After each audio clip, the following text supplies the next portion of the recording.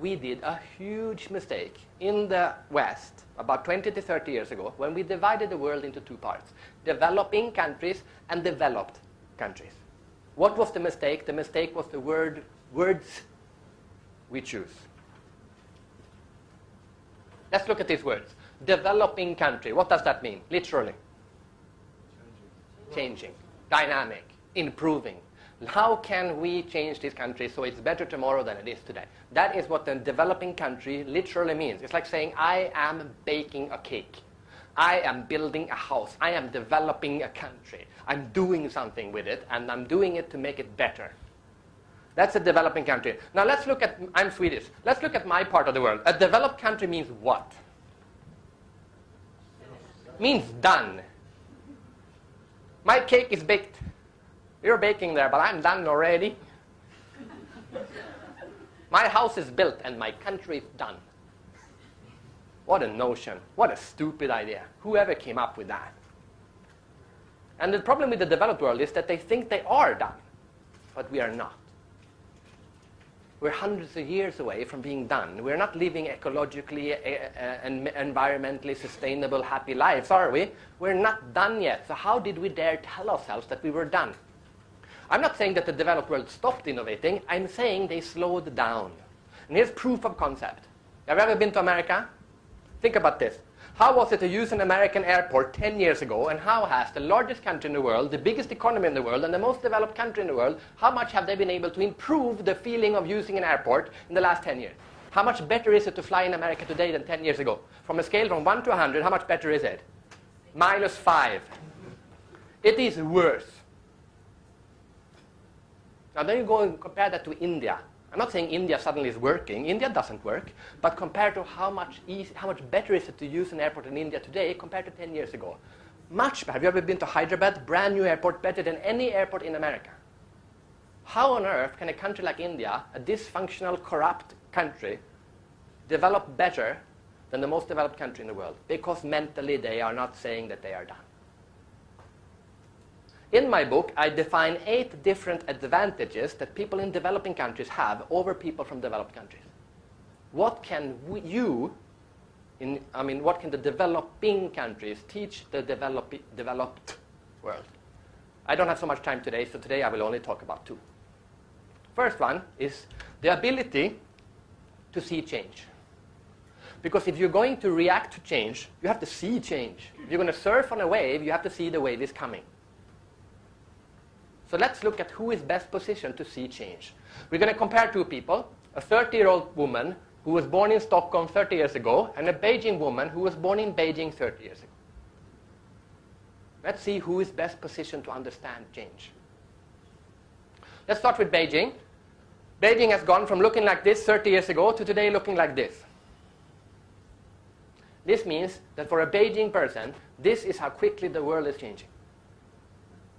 This is the speed of change. Let's compare that to someone from Stockholm. This is Stockholm 30 years ago.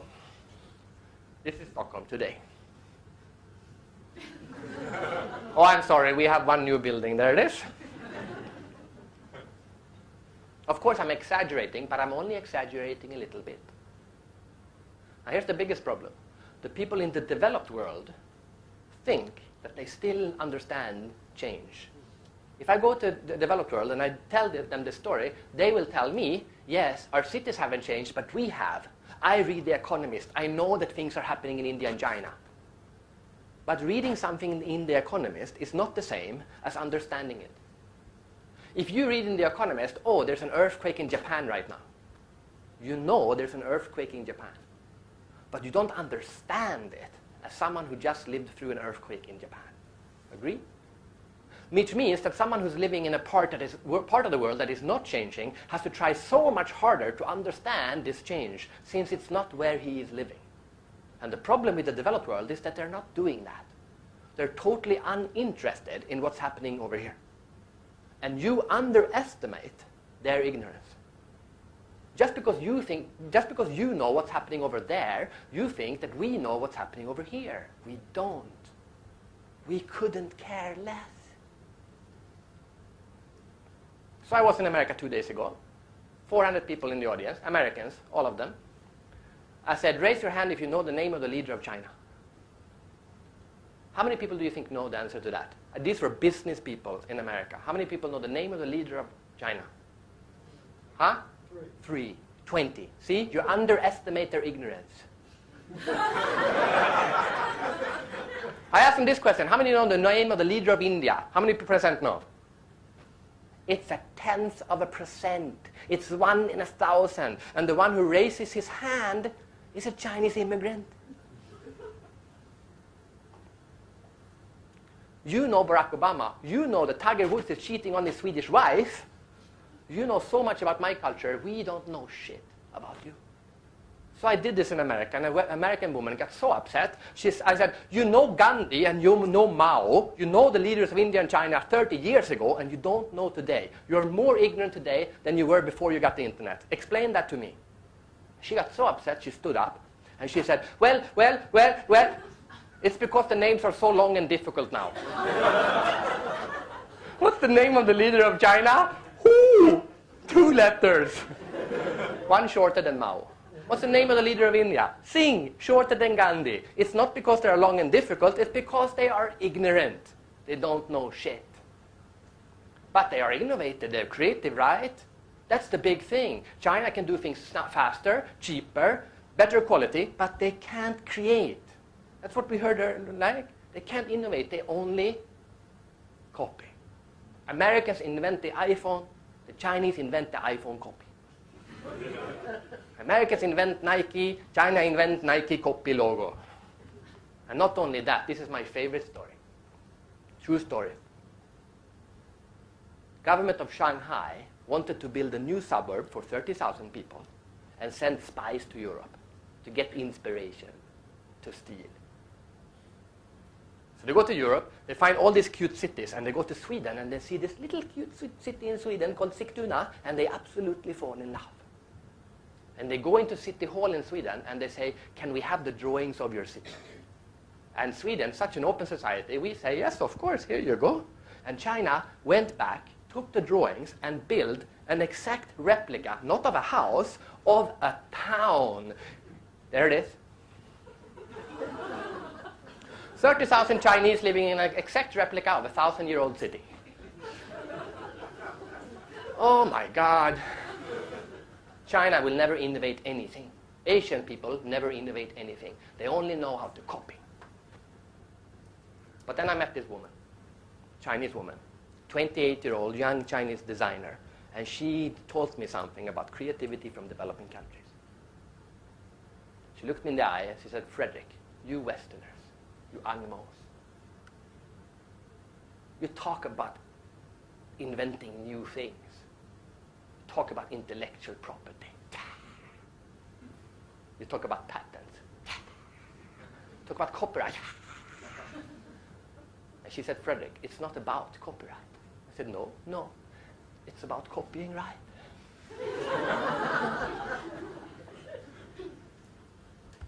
And first I just laughed and laughed and laughed. But then I said, wait. She has a point. Remember the definition of an idea. What's the definition of an idea? You take 2 previously known things, you combine them in a new way. What does that mean? It means it's impossible to create anything without copying something. Now ask yourself this question. Who would you put your money on? A Chinese mayor who understands that, oh, I'm not supposed to go around to Europe and look at 100 cute cities and steal one. I'm supposed to go to 100 cute cities, see the best part of everyone, steal all 100 best ideas, go back to China and build the cutest city in the world. Or an American mayor who doesn't have a passport, never left America, and think all great ideas come from America. Who would you put your money on? I put my money on the Chinese. Or to quote 2 very creative Western people, Pablo Picasso and Albert Einstein. Pablo Picasso said, good artist copy, great artist steal. Or Mr. Einstein who said, creativity is just your ability to hide your sources. Now, of course, I'm not saying that you should copy things. I'm saying you should copy right, which means look at what everyone else is doing and then take the best things and combine them. And while the Asian people are looking around the world for the best ideas, the West is stuck thinking they know all the answers, which means right now the subway in Singapore is better than actually the subway in Stockholm just was taken over by Hong Kong, because you run a subway better than we do in Sweden. The banks in Eastern Europe are better. The banks in Nigeria are better than the banks in Sweden. The mobile phones in the Philippines are better than the mobile phones in Sweden, and the Swedes invented the mobile phone. And the dentists in Thailand are better than the dentists in Sweden, because we thought that we were done. Now, of course, I'm not talking about countries. This is a metaphor. What I am talking about is corporations. And what I want you to ask yourself, regardless in what industry you're in, is to ask yourself this question. Are you working for a developing organization, or are you working for a developed organization? As we heard this morning, a lot of the banks today are developed organizations who think they know how things should be done, which means they are missing huge business opportunities. Nokia is a perfect example of a company that went from being a developing organization that changed an industry that 4 years ago became a developed organization and stopped. And now are more or less will be sold any day soon. But the question I want you to have in your mind when you leave today is this question. Are you a developing person, or are you a developed person? Now, a developed person, we all know what it is. That's kind of the professor who's doing the same speech as he did 10 years ago with the same slides, and he used to be right, but now he is wrong. There's nothing more pathetic than a person who used to be wrong and stopped learning. A developing person is a curious person who's always looking for new things, who's asking what? Not asking the question, I already know this already, but what did I not know, and what can I take from this and combine with what I already knew and create some new ideas? And the fact that you choose to go and spend a whole day today sitting, listening to speakers, talking about new things, that hopefully there's something you can take away and develop, makes you, per definition, a developing person. Never stop being that. Thank you very much.